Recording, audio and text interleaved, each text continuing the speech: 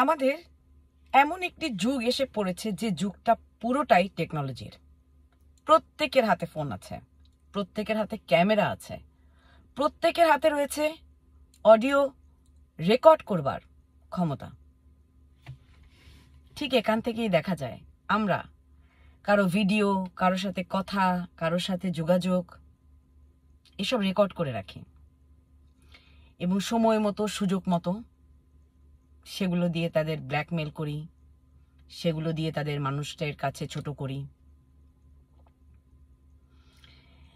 কিন্তু যারা এই ভিডিওগুলো দেখে আনন্দ নেন তারা কিন্তু এটা বোঝে যে ভিডিওটা যে করেছে সে ওই মুহূর্তে তার স্থিতিতে ছিল, সে জেনে ভিডিও করেছে। তো ঘটনাটা সবসময় এমন, সামনের মানুষটিকে রাগিয়ে দেয়া, তারপর সেই মানুষটি যখন এলোমেলো হয়ে যাবে তার সমস্ত ঘটনাটাকে রেকর্ড করা এবং সেই মানুষটিকে পরে বিবৃতিকর অবস্থায় ফেলানো, তাকে মানুষের কাছে ছোট করা, তাকে বুলি করা।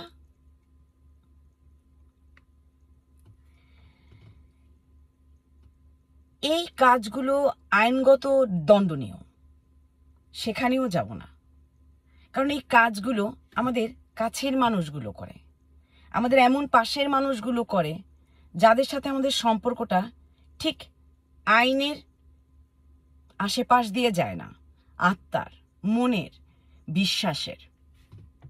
তো যারা অন্য মানুষের দুর্বল সময় রেকর্ড করে রাখেন তাদের বলছি, আপনারা মানুষ এবং অমানুষের মাঝামাঝি একটা জায়গাতে আছেন এবং মানুষ হওয়ার চেষ্টা করুন। সামনের মানুষটির দুর্বল কোনো ঘটনা রেকর্ড করে রাখার মধ্যে কোনো পুরুষত্বও নেই, কোনো মায়াবতী নারীরও কোনো বিষয়বস্তু নেই। মেয়েরাও এই কাজটা করে থাকেন। হিতৈষী সেশন থেকে এটা আমি দেখেছি, যেটা খুবই লজ্জাজনক, ভীষণ লজ্জাজনক। আপনারা স্বামীর রেকর্ড করে রাখছেন, স্বামীর গালাগালি, বকা সবকিছু রেকর্ড করে রাখছেন, কিন্তু তখন আপনি খুব সাদাসিধা, তুমি চুপ করো, তুমি কিছু বলো না, কারণ আপনার হাতে রেকর্ড, আপনি জানেন আপনি রেকর্ড করছেন। ততটুকু বোঝার ক্ষমতাও সামনের মানুষগুলোর রয়েছে। নিজের পার্টনারকে রেকর্ড করা বন্ধ করুন। নিজের সন্তানদের, নিজের বন্ধু বান্ধবদের ব্যক্তিগত অবস্থা, ব্যক্তিগত ব্যবহার, ব্যক্তিগত কথা এগুলো রেকর্ড করা বন্ধ করুন। এ এক অসুস্থতা। টেকনোলজি আমাদের ভালোর জন্য আমাদের হাতে দেয়া হয়েছে, নাকি আমাদের ব্যক্তিগত সাধ্য সিদ্ধির জন্য? আপনারা অনেকটা নিম্নমানের মানুষ। দুঃখজনক। আপনাদের বন্ধু দিনা।